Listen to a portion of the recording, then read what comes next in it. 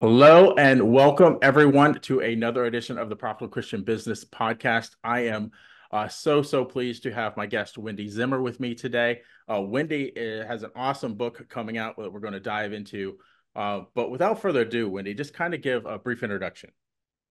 Absolutely. Thank you, Doug, for having me. I'm so excited for our conversation today. Um, like Doug said, my name is Wendi Zimmer. I am a university professor at Texas A&M University. I teach writing and communications, which is kind of the premise behind my book, which I'll get to later. And then I'm also an educational consultant, and I research in the area of mindset development. So I'm going to dive right in. We like to get to know our guests a little bit before we kind of get into all the heavy faith and business stuff. So I have a few kind of just getting to know you questions to start us off. Great. But what often happens in these getting to know questions is it gets deep and we didn't really expect it to. So no problem going deep here either. So if you had to give a TED talk on something that you're not totally an expert in, what would your TED talk be? That I'm not an expert in. That's a Mm-hmm. very good question. Well, no, not an ex. Let's rephrase that. That's your unrelated to your expertise. So your Okay. primary expertise. What would be your other TED talk? My other TED talk, I think, would be on, it's interesting because I've thought about this before. So my background is mindset development and helping people believe in themselves. But my day job that I do very much love, like I mentioned, is I'm a professor and I teach writing and communications. And so I think my TED talk would be on how writing is a metaphor for life. Ooh, nice. I would attend that for sure.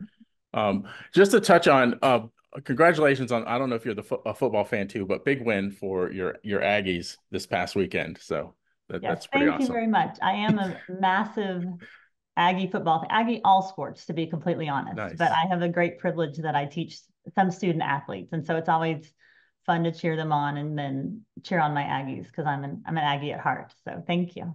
Nice. This one is a very interesting question. If you could swap lives with any fictional character for a day, who would it be and why?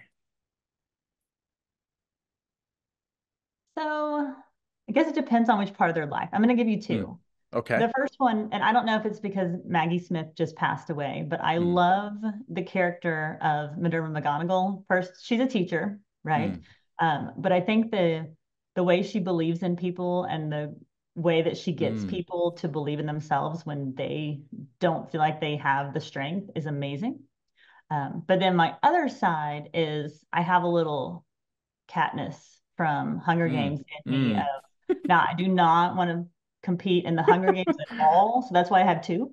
But just the strength she Hmm. shows in times of absolute challenge and when other people would probably crumble, Hmm. I use a lot in my life. And to be honest, I find it interesting because part of what I teach my students is when you don't have the strength yourself, it's okay to use other people as a guide and as a model. Hmm.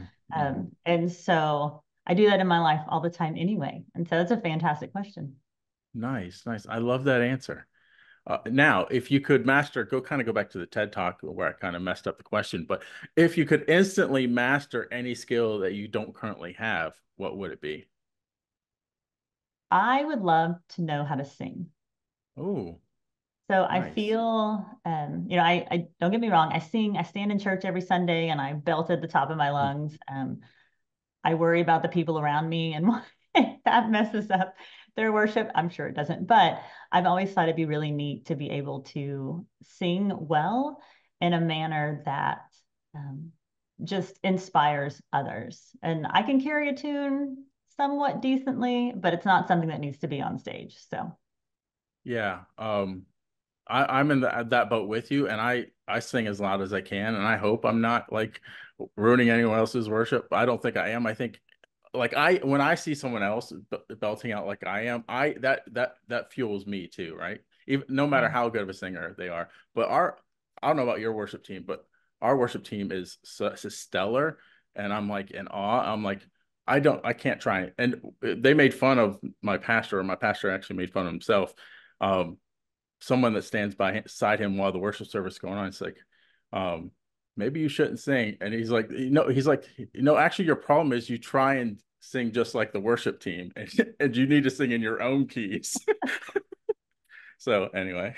Oh, I love that. My church is similar. And that's part of my reasoning because they're always looking for people to join the worship team. You know, there's Mm, never enough volunteers at a church. mhm, And I'm like, I wish what a amazing gift to be able to stand up in front of people and just help lead, you know, their worship and help them just have messages in their lives that transform who they are just through the song. And I'm like, I would love to help. I would love to volunteer, but you do not want to mic me up. So yeah, me either. Nice, nice. One of the things that we do every time on the show is called the fill in the blank question.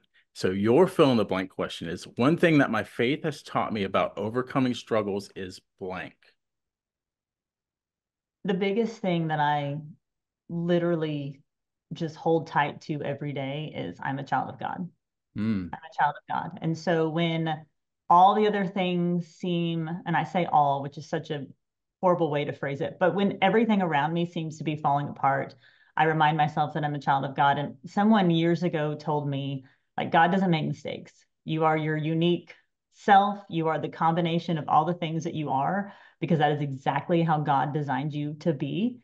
And so when I face those challenges in my life, I think, okay, God put me here. He has equipped me with what I need. I can turn to Him when I am not strong enough, when I don't believe in myself, because I mean, I am His daughter, and what a great mm, blessing. So that's always where I first turn to, because it makes my life honestly so much less stressful and so much less anxiety ridden because my hope is in Him. mm. I love that. And that ties right back into the worship, right? Because that is one of my favorite songs out right now is I Am a Child of God. That's another one I sing no matter where I'm at the top of my lungs. Me too. Me too. Nice, nice. And beware if I'm humming in the grocery store, I might break out in song.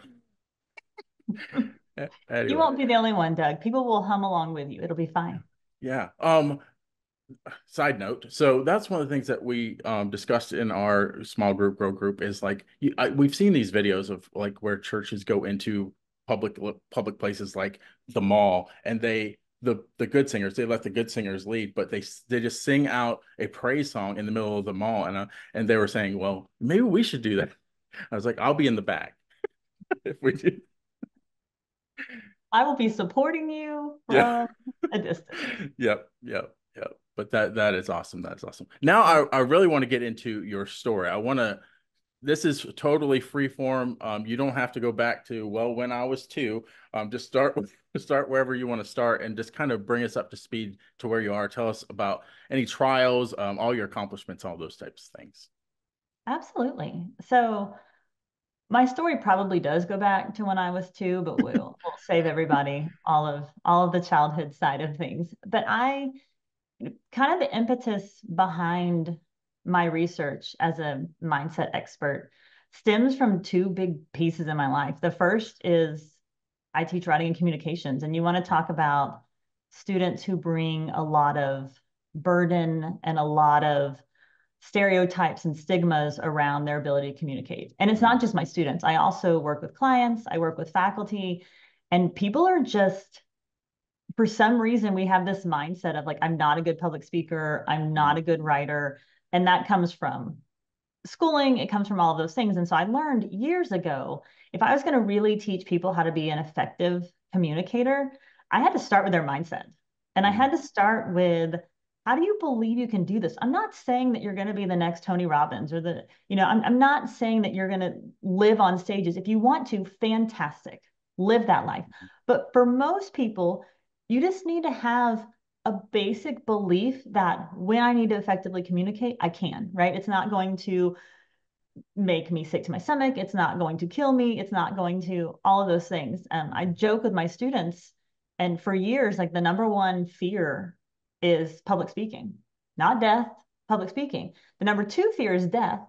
And the number three fear is death by public speaking, which is hilarious at its like surface level, but deep down you think this is where we have become, right? Of I have this great fear. And so I learned long ago if I could help shift the people I work with shift their mindsets.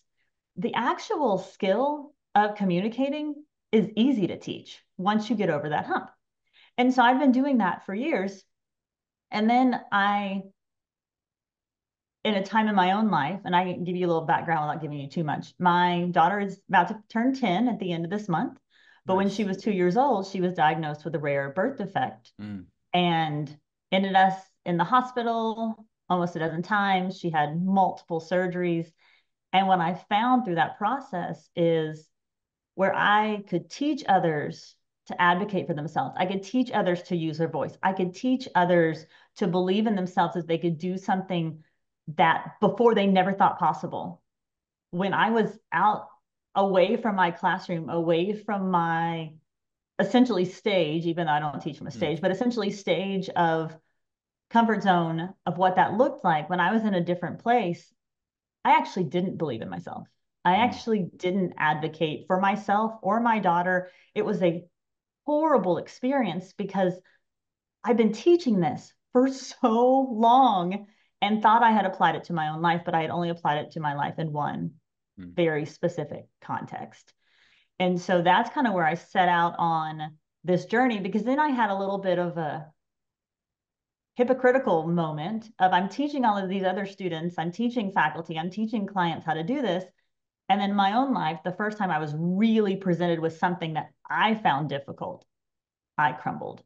And mm. so that's kind of the premise behind how I teach now. The book, as you mentioned, that is coming out soon, and all of those pieces, I had to step back and I joke, use my superpowers as a researcher, because at that point, that was primarily what I was doing, and figure out, okay, I've been told my whole life that I need to believe in myself. My whole life. You just need to believe in yourself.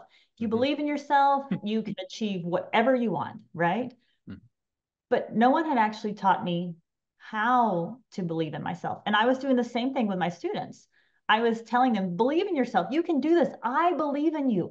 If you don't believe in yourself, borrow my confidence, borrow Mhm. my belief. And all of that is great. But someone's got to teach you how. And so that is what I started doing research, is figuring out what is the how behind believing in yourself. Because we so often, we know believing in ourselves is not simple, but we very casually throw around, just believe you can do it. Just believe you can do it, regardless of what the context is, Mm, whether mm, it's education, whether it's sports, whether it's something that you want, like you said, singing. mhm. I could totally learn how to sing if I went and had training and went to classes and all of those things. And so it's just a different look at it. And the change that I saw in myself was insane. The change that I've seen in my students has been truly transformational. The change that I've seen in my clients, it's the impact when you start unpacking how to believe in yourself. What does that actually look like on a very application, you know, deep dive level?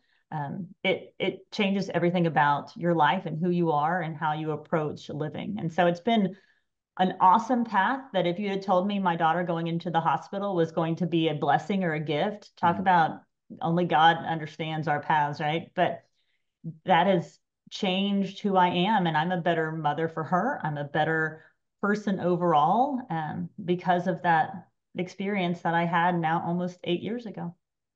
Wow. So is the book The Force Continuum? Is that the correct name of the book? Does that talk about the practical applications of believing in yourself? It does. Wow. So I started, again, teaching my students. When I shifted everything, I told them, I'm like, this is because some of my students had had me in the past, some were brand new. And, but I was like, even if you've talked to students who have had this class in the past, we are shifting. And this is why we're shifting. And this is the research behind it. And this is why I believe it works for myself and for others. And so having those conversations with students just over the last couple of years, my students and my clients would come to me and go, oh my gosh, I shared this with my mom. Or that strategy that you taught us last week, I taught to my girlfriend, or I taught to my roommate, Mm, or I taught to my sister, whatever that looked like. And they love it. You need to start writing this stuff down so that other people can experience it too. They don't just have to be in your class or your clients. And I was like, I'm not writing a book. I publish academically. Like that's a completely different genre. I'm not doing Mm, it. But they convinced me. They convinced me. And so the book is a combination of strategies and techniques that help you learn how to believe in yourself. But then it's also the Force Continuum is what I define as 4 pillars on what it takes to actually, that how approach to actually believe in yourself. And the first is mindset, which we've talked about. The second is identity, like how you see yourself and how you want other people to see you. The third aspect of it is habits. So the habits you have in your life that lead to the outcomes that you want. And then the fourth aspect is your energy. So how mm. you receive energy and then how you give energy as well. And so again, it's based on my research and things that I learned from myself, but also things that I teach others. And it's been an incredible process to talk about a metacognitive experience to Mm, stop and go, okay, why do I do what I do? What does this mm, look like? Because I want others to not have to go through what I went through. I want others to recognize how to believe in themselves without them having to literally crumble apart and rebuild themselves, which is essentially what I did along the way between my daughters, like and she between 2 and 5 is about the extent of her surgeries and hospital visits. And so mm. that is my mission now and what I strive to do to help others. Um, we hopefully we're not going to retread this, but what has came to mind is you teach us in a college setting, correct? Yes. To me, there's so much foundation. This is the foundation. I think I don't know if every college has it, but every college should have a class like this because it overlaps into everything else. Like if you're going to be successful, you have to believe in yourself. You have to. I talk about this all the time. It's mindset is one of the cornerstones, right? That you have to have it. So if you could just kind of expand on that a little bit. Absolutely. And Doug, thank you for saying that. I do. I love the courses that I teach. They are a little unconventional of sorts. And while I definitely still teach writing and communications, that's almost just like the context in this case. And so I really work to teach my students that all of these aspects of believing in yourself apply to anything that you want, any activity, whether it's singing or you want to become a better ice skater, whatever that looks like, right? Whatever you need to increase your belief in yourself. But to your question on the mindset shift, mindset development piece, I feel, in the last couple of years, Carol Dweck's done a ton of work on mindset development, and she's fantastic. But even she'll tell you that the direction that people have started taking her research when it comes to growth and fixed mindsets are not exactly what she intended them to be. And I think in some ways we've made mindset entirely too generic, Mm, entirely too generic.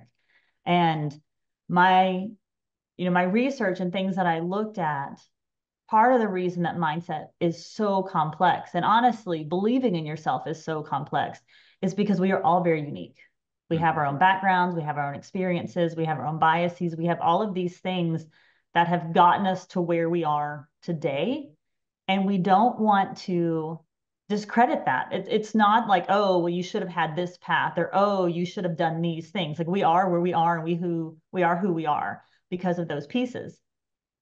But the aspect of it that I think is overlooked in a lot of research is that we can't just say, oh, you need to have a growth mindset, or oh, you need to have a positive mindset, or oh, you need to think this certain way about you at whatever certain time, because that doesn't fit for everybody. Even you and I could sit down and we could have a whole conversation, but we are so very different and our wants are so very different. There's not one thing that's going to work for both of us. There is no formula. Life would be so much easier if there was, right? If there was like, oh, just do these 5 things and your mindset mm, will be fabulous.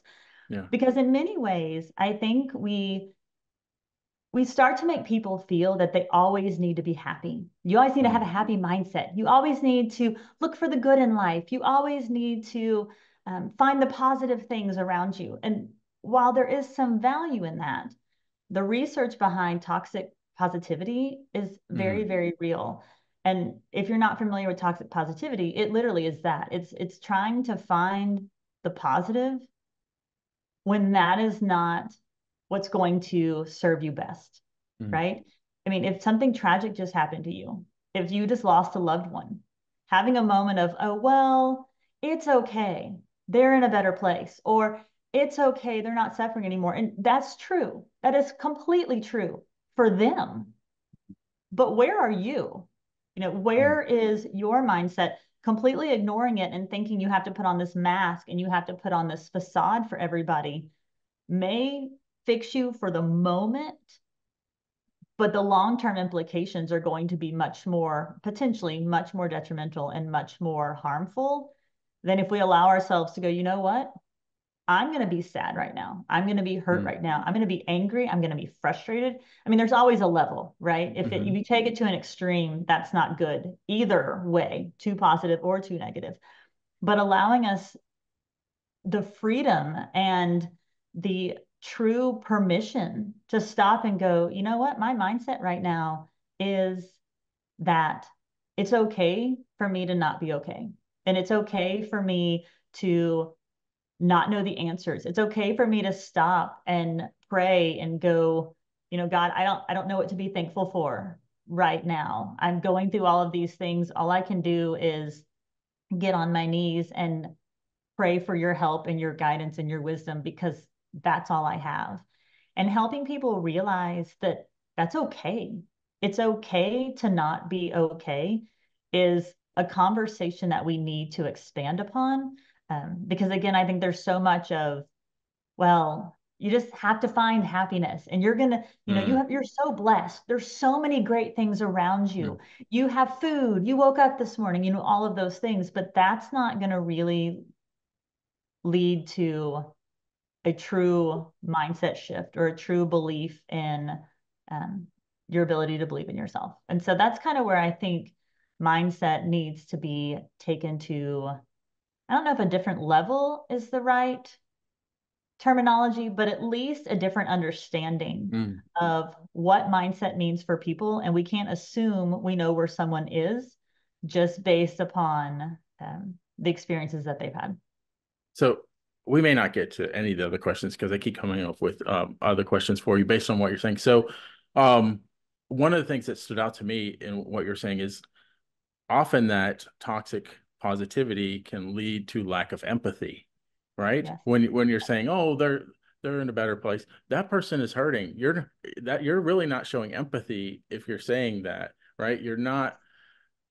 So there's that, and then just to get on the spiritual side, God gives us more than we can handle, right? There's that saying that God never gives you more than you can handle. He does. He gives you more than you can handle because you come back to him because he helps you get through it. So I would love like if you have any insights on what I just said, that'd be great too. No, absolutely. And it's interesting you said that, Doug, because I like that because when I was growing up, I was always told that also. Mm, God never gives you more than you can handle, and we have a loving and forgiving and graceful God, and he would mm, never do that. And while God is incredibly loving and forgiving and full of grace, that has nothing to do with him not giving us more than we can handle. And so I'm mhm, grateful that now as an adult, and I teach that to my daughter now also, of no, no, no. Like, think of how limited we would be if mhm, God never gave us more than we could handle. Like, I would never write a book. I would probably never have a child. All the things that we think that by ourselves, we just don't have the capacity to handle or to manage or to any of those things. So I am grateful that God gives us more than we can handle because we are all better as a result. Um, and so I do agree with you that there's, this conversation around how do we help others without it being false empathy? mm, Because I do, you almost, when someone goes through a really challenging situation, you don't know what to say. mm, So the first thing you say is something that you hope will make them feel better. But oftentimes, most people just need a hug, or I'm mhm, praying for you, or I'm thinking about you, or what can I do to help mhm, you? There's a lot of research out there on, if we don't feel that we believe in ourselves. If we don't feel good about ourselves, if we're in a place where we feel alone or we feel sad and we can't get ourselves out of that kind of situation, one of the best ways to get yourself out of it is to do something for someone else. And that could just be walking into the grocery store and telling the fantastic girl behind the register that you like her hair, or you recognize something about somebody, you give them a compliment that makes their day. But it can also be if you have a friend that's going through something challenging. I actually had a friend not too long ago. Um, for me, it was one of those things. I am hugely introverted. I don't generally like, I deal with my own things with my own group of people. I've gotten better. I used to just deal them by myself, but I've dealt things with my own little group of people. But I often will tell people, I'm good. I'm good. I don't need anything. Mm. I'm fine. And I had a friend who was just like, hey, what time are you going to be home? I'm going to drop something off on your porch. And she did. She knew I didn't want to have this big conversation and go through the whole challenge. And so I've started doing that for others because it's the same thing. If you lose a loved one, if you've got something challenging in your life, if somebody's sick, you oftentimes don't want people coming to sit in your living room and have an hour and a half conversation with you, but they could drop off a thing of Oreos on your front porch and you're like, you just made my day. Right. Mhm. And so thinking about what does empathy really look like? How can we support others when their mindset is not in a place where they can completely support themselves? And I think that also goes back to, how do we model for others what loving people looks like? Mm. And we don't always know because we don't know people deep enough to know what they really need, whether they'll tell us or not. But by little acts of kindness, show people love in a manner that, again, helps support us as well, because we're all dealing with things in the situation too. So, Yeah. Just to kind of give you some insight into my life right now. My sister's going through a cancer battle right now. And like I know there's sometimes she just, and I know it's not good for her to, she's talking to it with it to everybody. So I talk to her about other things because I think, she when you focus on it, it's just going to bring you bring you down, right? So I try and talk to her about other things.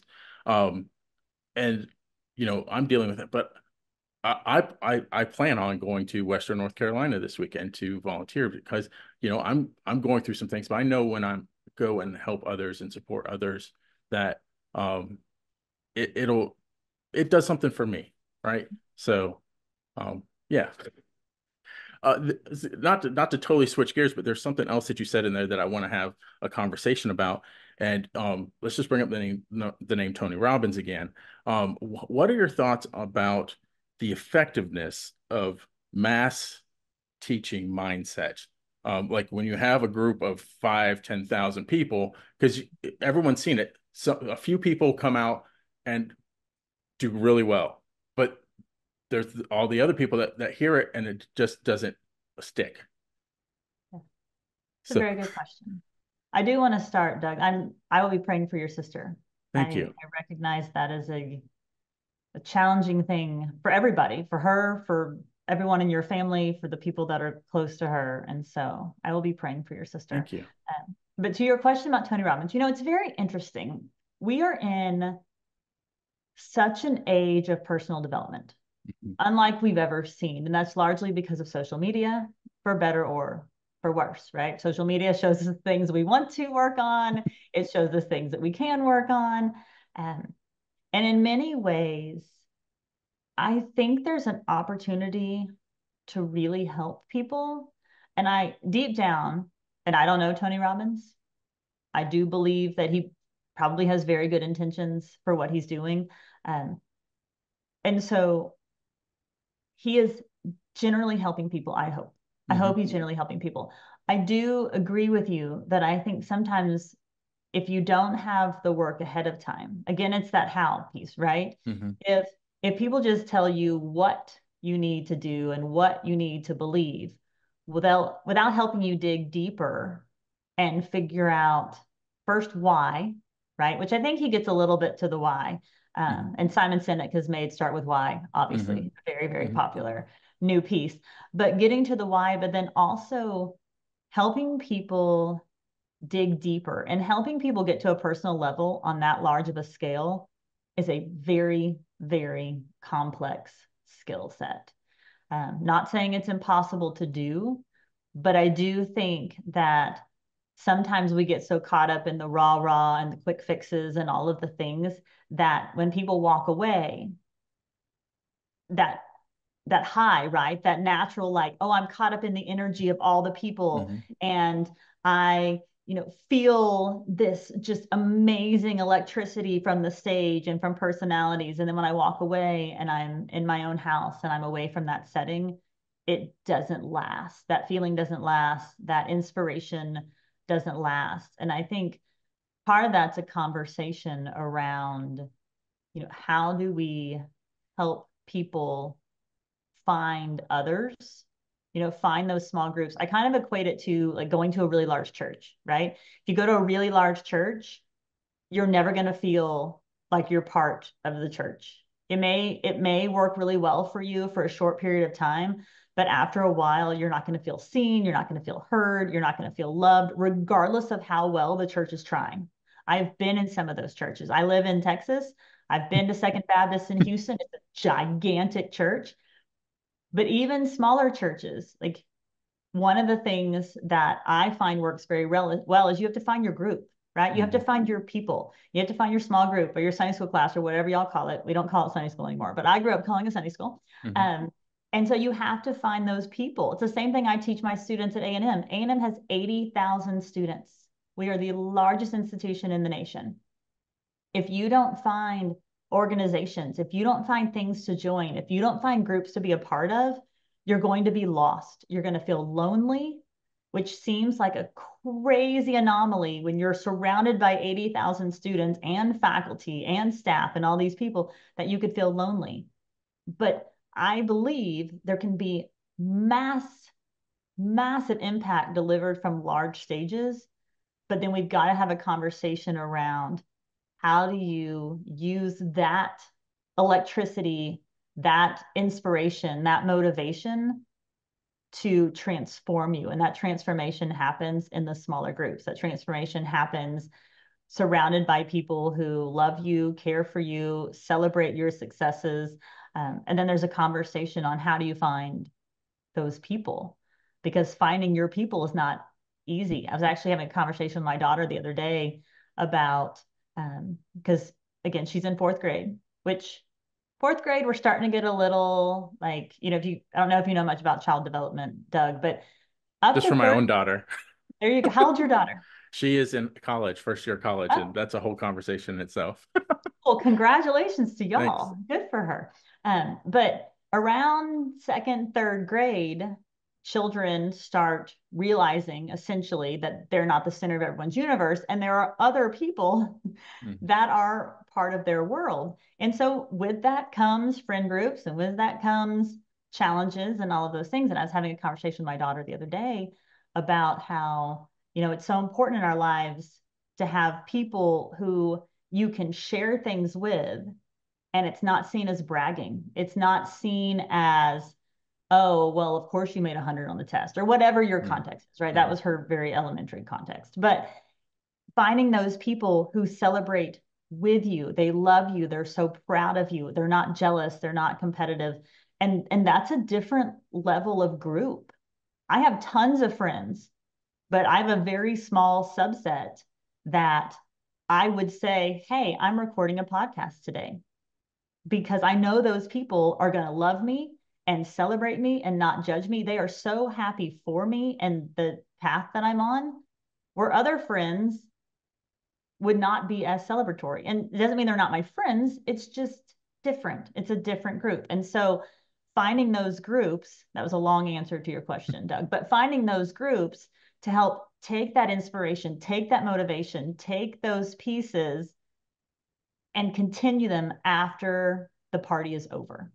When life hits you hard, when you're back in the day to day and you're no longer in this like almost paradise of motivation and inspiration. Like, what does that look like in the real world? Because that's where we all live most days.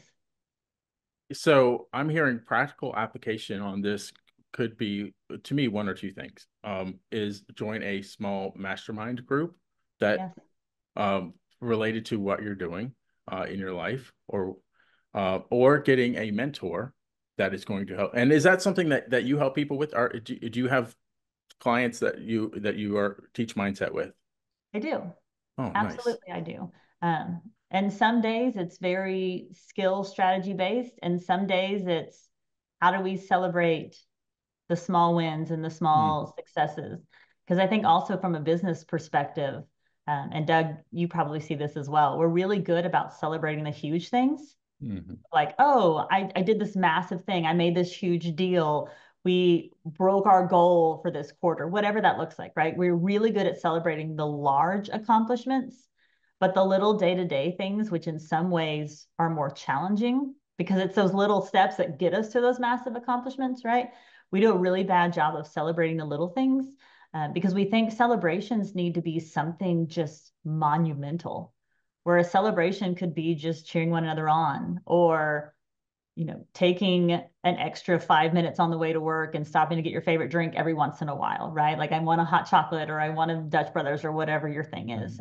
It doesn't have to be these massive celebrations, but recognizing the work you're putting in and recognizing the challenges that you are overcoming because there's so much emphasis put on that final leg, right? That final accomplishment.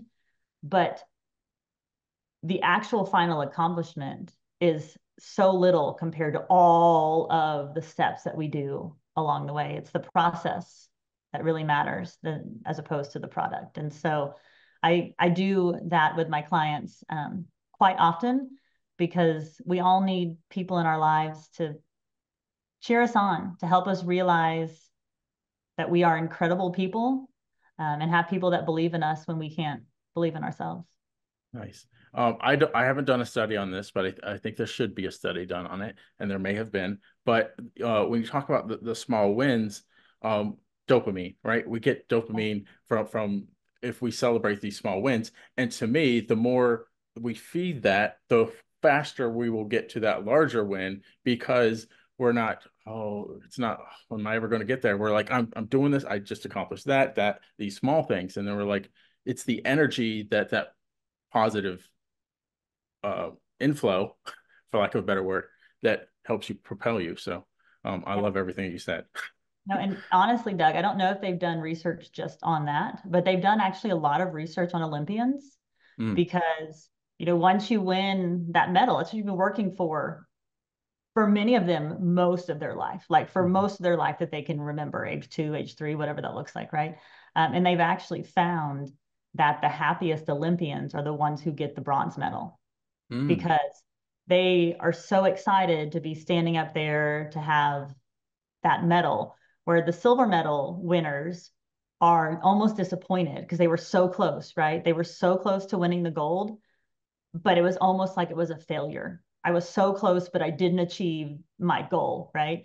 And mm, then the people who get the gold medals, it becomes so anticlimactic. And it's like, well, now I've achieved the top of the top. What do I do now? I have nothing else to strive for. I have nothing else. There's nowhere to go from here, right?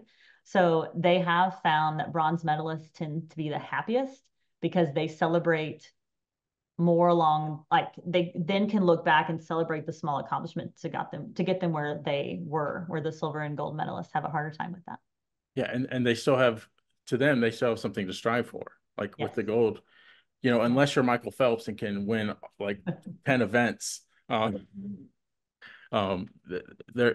this they've reached it, and now there's what else, because that's been their identity. So we could really dive into identity and all that, but let's Yes. let's not go there.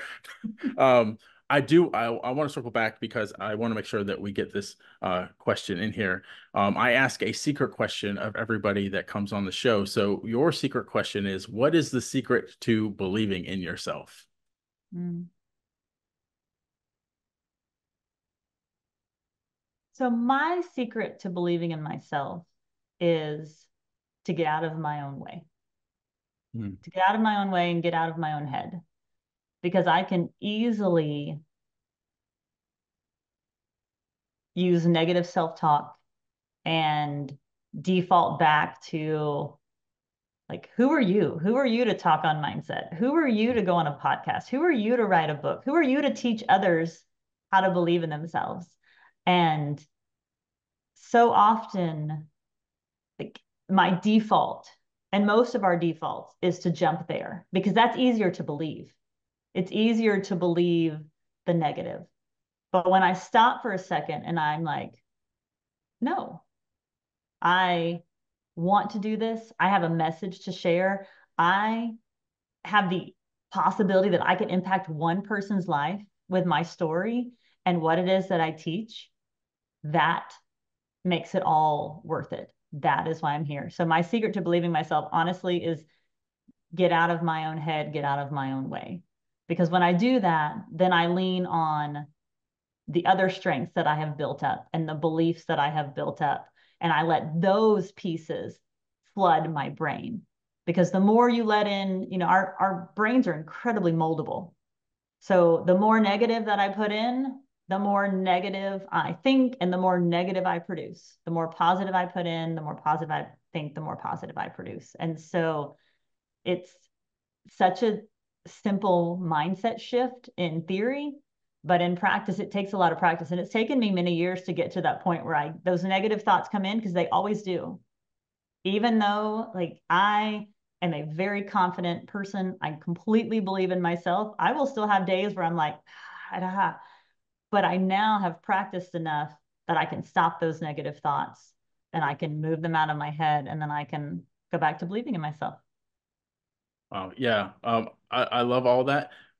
We could dive into, I feel like there's a little bit of spiritual warfare when that happens because God has Yes. made us to have an impact for his kingdom on the people that we come in contact with, and the devil's telling us we can't. We're not good enough. But God God has made us plenty good enough. And I found even when I felt like I wasn't equipped that he equipped me. Yes, So I agree. so 100%. Every time that I get those negative thoughts, I think like this is completely the devil trying to stop me from doing what I'm supposed to be doing. And that yeah. also inspires me as well because I am a little stubborn and competitive. So it's Nice, good nice. motivation for me. And I imagine like with younger students, I think a lot of it has to do with um they're going into things that they don't have comfort in yet, right? So that's another reason I think what you do is so important, is for them to tackle that uncomfortableness and have that positive I can do this attitude. Um there's not really a question there, just I love what you're doing. Thank you. Thank you. Thank you. I am blessed. I have the best job in the world.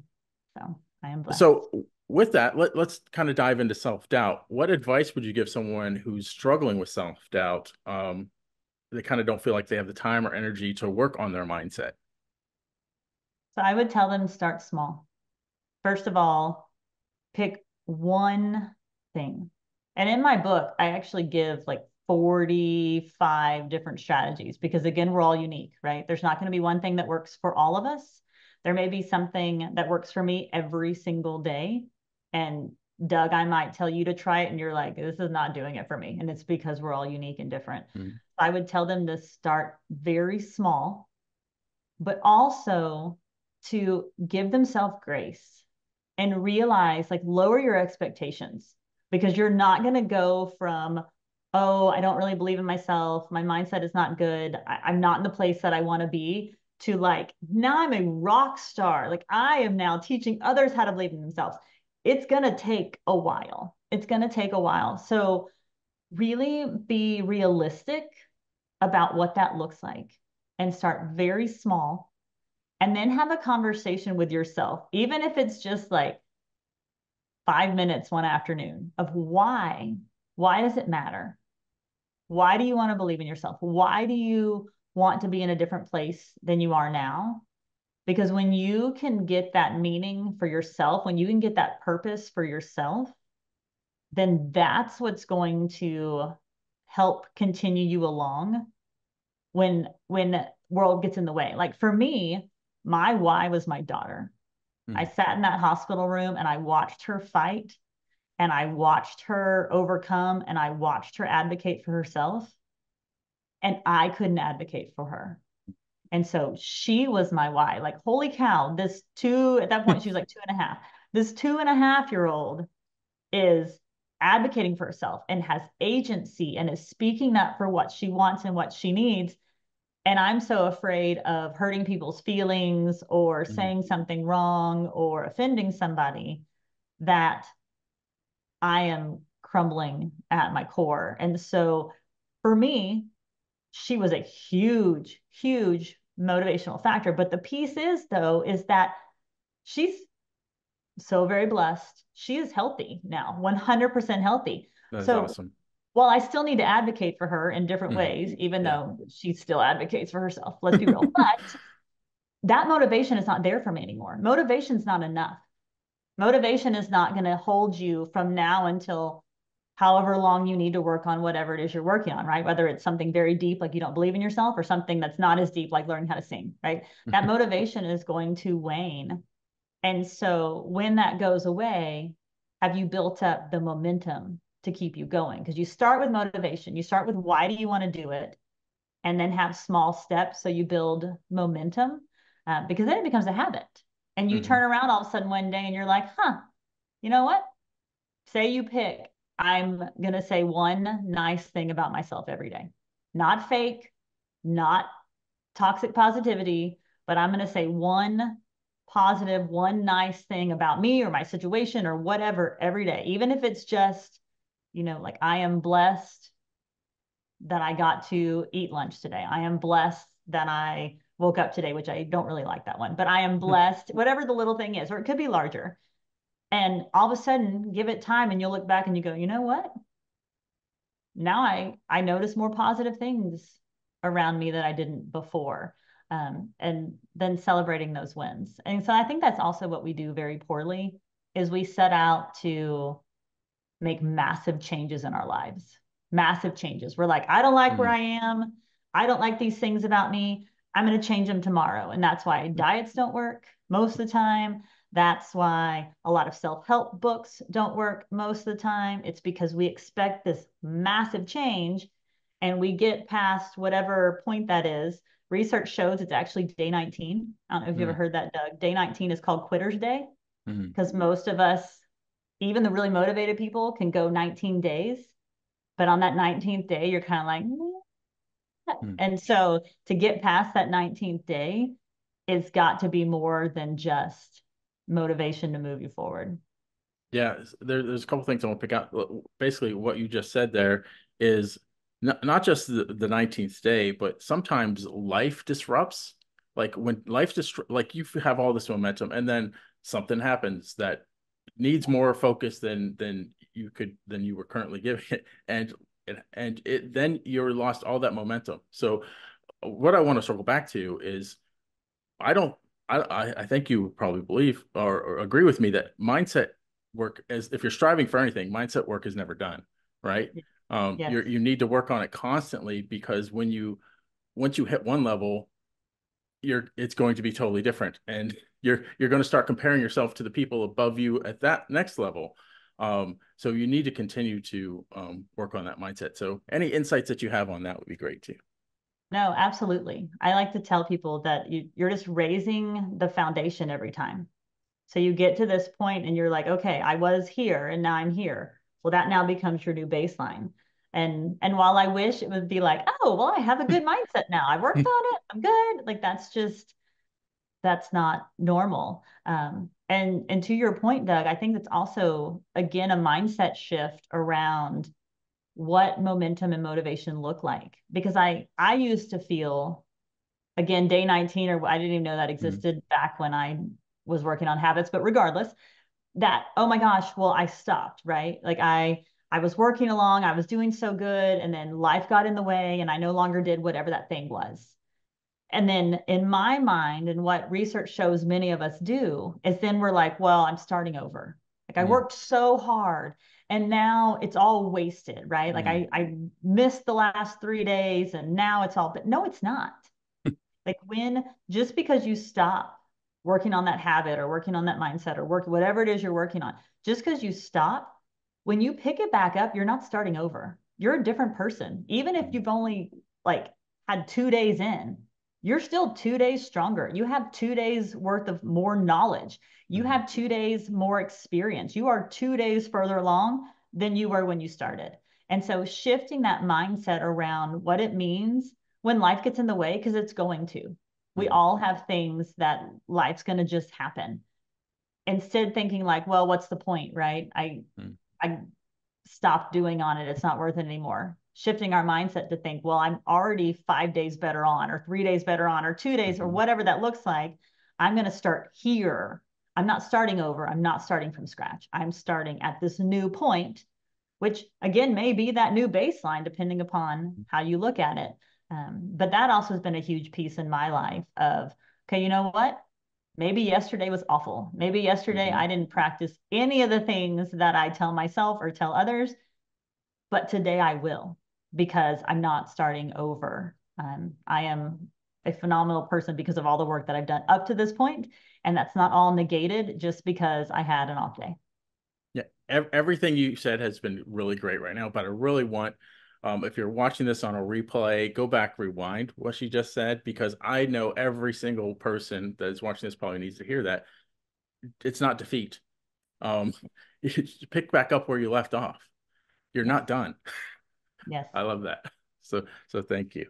No, thank you. On that note, you worked with so many people on changing their mindset. What is one of the most rewarding experiences you've had on that journey? So I've had a couple. So I primarily teach freshmen and sophomores at the college level. Mhm.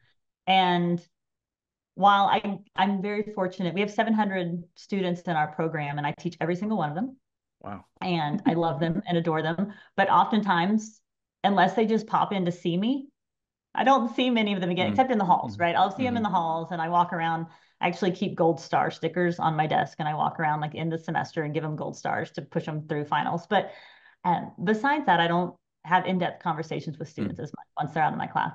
But periodically I'll have students come, like they're about to graduate or even they're going into like they're continuing in grad school and they'll come sit in my desk and talk about, or sit in my office, excuse me, and talk about how they took from our class, um, mm, the mindset piece and the believing in themselves and how they've used that not only in their schooling, but then also in their lives. Or they'll come in and they'll go, oh my gosh, Dr. Zimmer, I want you to celebrate with me because I did this. Or I want you, I had to come share this huge piece of my life with you and I haven't seen them in a year and a half.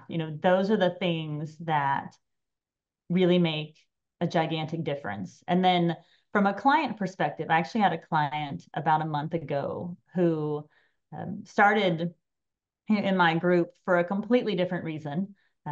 Part of it, I think, was a little bit grad level writing. mm, She is getting her PhD. Part of it, I think, she just was like, "Hey, I want to know what this whole faculty thing looks like."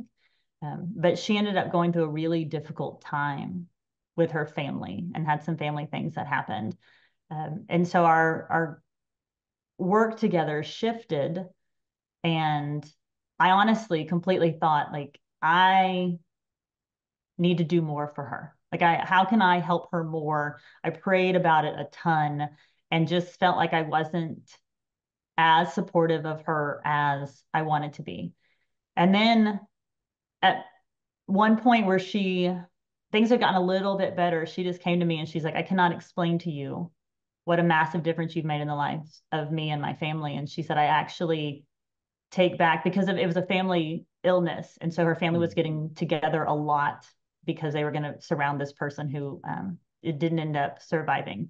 And she's like, we would sit in the hospital room and things would be really bad. And then I would be like, oh, let me tell you the strategy I know. mm, And she's like, and it kind of became a like family tradition of sorts. And she's like, so much of the joy that came in those last days were because of conversations that we had around believing in ourselves. And she said, you equipped me to not only do it myself, but to teach others how to believe in themselves. And she's like, that is not what I came here to get. But she's like, that was definitely a time where I didn't even know what I needed. Mm, And she's like, and I believe so much more in myself now because I was able to teach others how to do it. And so wow. that was that was incredible. And you never know how you're going to impact others with your story and with just showing love for people. And so that was such a blessing in my life. And I got to thinking, like, with you teaching so many students, it's almost like witnessing as a Christian, right? You plant a seed, you sometimes don't know the outcome, but you know you planted the seed. And you do it not even sometimes knowing what great results going to be on the other side. Um, so again, applause for that. Thank you. I actually have my pastor a couple years ago, um, talk about God putting you in places where you can hear the exact message that you need to hear. He was talking about how he goes through days and he'll have his whole schedule planned, and then he'll get to the end of the day and he didn't do any of the things that he had on his schedule because people pop in all the time. Mm, And he made a comment and he said, my interruptions to my day, or the interruptions to my day, are my witness. mm, And I actually wrote that down on a post-it note and stuck it on my monitor at the office because sometimes I get so wrapped up in I'm very task oriented. I am mm, very, here are the things that I'm going to do to accomplish today. And then students will pop in and faculty pop in and staff will pop in. And then I'll turn around and I'll be like, where'd the last 2 hours go? I've had someone in my office at some point for the last 2 hours. And so I put that up as a good reminder to myself of like, regardless of what even the conversations are, like that person came to me needing something. They needed something. They needed advice. They needed to vent. They needed to just pop in and say hi and grab candy off my desk, like whatever that looked like, right? But they needed something. And so I 100% agree with you. And I was so grateful when my pastor said that because I was like, I mm. need that on my monitor in front of my face every day. And now I see those moments as a blessing as opposed to, oh my gosh, I got nothing done today. I have to work tonight, or negative mindset things, right? Negative Mm-hmm. things that we tell ourselves, where in all actuality, how lonely would I be if nobody ever wanted to come share with me, or nobody ever wanted to come seek my advice? Like that would not fill my soul. So it was a good reminder for me. Yeah, yeah, I love that. Um, so I want to ask you some questions around your faith. As someone who has worked through personal struggles and challenges, you had mentioned your daughter. What Bible verse or story has resonated with you the most during those times? Mhm. I think I often go back to, um, I've been doing a lot of study right now in the like story of Daniel, Hmm. and Daniel and how he was so very young, which I'm not anymore, but so very young, and placed in an environment where, talk about being overwhelmed and overstimulated and challenged and forced to be in a situation where it would have been so much easier to just give up everything Mm, that he believed and follow the king and eat what the king said and do what the king said. And but when he didn't, right? When he didn't, how God blessed him and his friends, and how he was able to move to heights he probably never could have possibly imagined. And then when he reached those, the pinnacle of outliving kings and hmm. being in such a leadership role, how he was able to witness to others. Hmm. And I think often, I pull from that strength because it is very easy to fall into what society tells us we should do, what society, um, makes the norm. And even, being in education, I've been an educator now for 22 years. This is my 22nd year to teach. I used to teach elementary school before I moved to higher ed. And being in a government institution, you're not supposed to, separation of church and state, right? Mm, And while I don't preach to my students, they know I'm a Christian. I have a conversation with them every year at the beginning, we talk about identity Mm. and what parts of our identity influence who we are and what we do. And I talk about my belief. Um, and so it would be so easy just to default back to doing what society tells us we should do. And so I really lean, and the same thing when, again, challenges with my daughter, of it would have been easy for me. That was one of my struggles, is when I finally reached my rock bottom. I screamed, and you don't know me that well, Doug, but I am not a screamer. Like, I screamed at this poor nurse who was not her fault at any of it. None of it was her fault. They couldn't find a doctor. I had asked for a doctor for like 3 hours. My daughter had almost died. It had been 38 hours since they had given her any water or food. Like, it was a really bad situation. And I screamed at this poor girl. And I can laugh now. I did not laugh then. But it all worked out better. But I walked away from that going, okay, I can't be that person. I will not be the like crazy mom who gets what she needs, right? But everybody knows that that person who is going to just cause chaos and be loud and rude and to get what she wants. There's got to be another way to advocate and be heard that is powerful, but not rude or demoralizing to people, or go against who I am or how I want to be seen. And so, again, pulling on that strength of Daniel, of like, he leaned on God when everything else wasn't making sense, when everything else was falling apart. He leaned on God. It's like, okay, I'm here. You put me here for a reason. What does this look like? And then used, I mean, obviously he didn't know every answer to everything. It was a lot of prayer, but use what he knew about God's word to not eat the food he wasn't supposed to eat, right? And not, eat from the king's table and all of those pieces. And so I use that continually as a guide for my life, because I want to continue to be in a position where I can help others transform their lives, how I can impact them on a greater level. But I've got to do it as myself. I can't be some form of what the world says success looks like, or what the world says, a person in an impactful position should resemble. So I always like that as a baseline, as a guide. Nice. One of the things that always comes to mind about almost every character in the Bible is their trust in God. And just kind of go back to what we were talking about earlier, is none of them seemed to be equipped for what God had planned for them before they went into it. But they go back into trusting in God and then believing in yourself to do what God has outlined for you. It all ties together. Yes. So, Yes. It's amazing. Like, and that's what he teaches us, right? And that's what Jesus mhm. taught us. Like, just turn to the Father. He wants to hear from us. Mhm. He wants, us to know how much we are loved and how much we are cared for. But it's so easy to just kind of turn to ourselves and think we have it all together, and then be surprised when it doesn't work out. Like, and I do that still to this day. I do it all Mhm. the time. I am definitely getting better, but I'll have moments where things fall apart and I'll be like, why am I surprised that they all just fell apart? Right. So Yeah, yeah, yeah. So good. I have those moments in my life as well. Well, thank you, Wendy, for such a great interview. Tell us more about where people can go find the book, what more about you, where they can find out more information to get involved with what you're doing. wonderful. Thank you, Doug. First of all, thank you for having me. This was an amazing talk.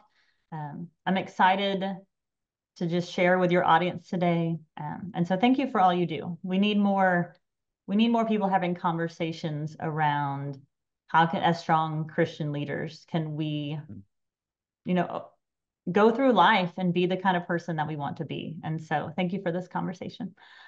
Please, if anyone would like to contact me, I love meeting new people and having conversations around mindset and around, believing in yourself. It's truly the greatest joy in my life. So please connect with me on LinkedIn.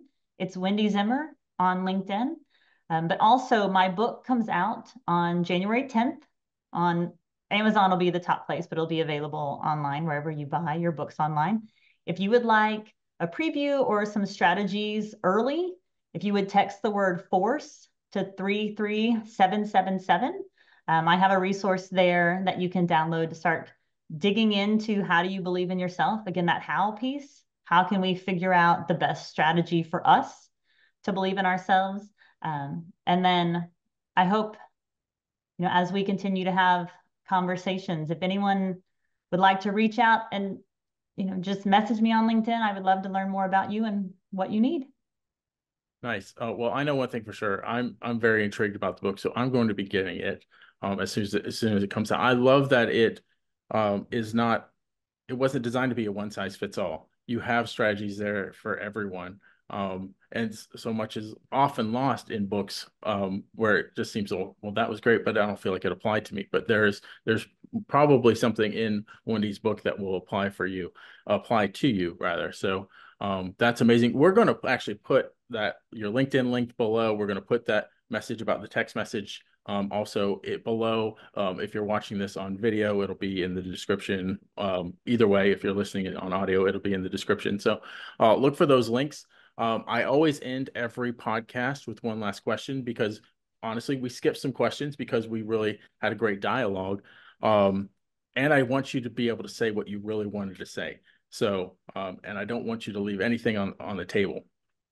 So, any parting words of wisdom for the entrepreneurs watching? Absolutely. I just want everyone to know, first of all, I believe in you. If Hmm. you are not at a place where you feel like you can believe in yourself or you don't believe in yourself as strongly as you want to, I believe in you. And pull from that strength. If you need my belief to build up your others, please build up yours. Please do. And just remember that you are meant for extraordinary things and the world needs who you were meant to be. So start believing in yourself today. All right, awesome. Thank you so much again, Wendi. And until next time, entrepreneurs, keep moving forward.